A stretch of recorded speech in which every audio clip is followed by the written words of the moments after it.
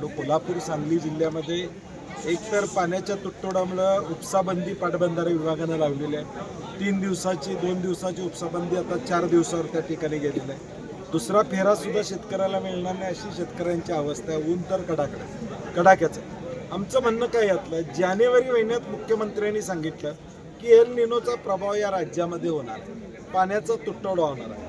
मग 4 महिन्यात तुम्हाला विजेचं नियोजन करता आलं नाही का?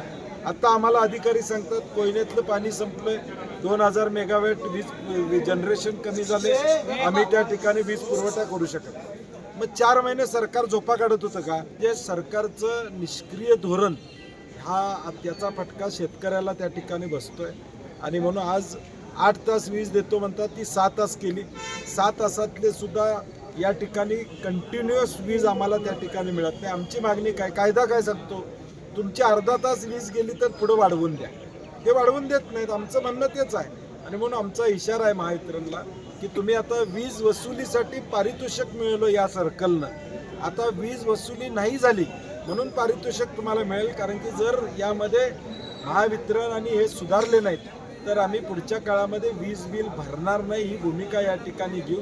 स्मार्ट मीटरच्या संदर्भात आता 2025मध्ये का 26मध्ये पुन्हा केंद्र शासनानं स्मार्ट मीटर बसवलीच पाहिजेत या पद्धतीचं धोरण त्या ठिकाणी स्वीकारलं.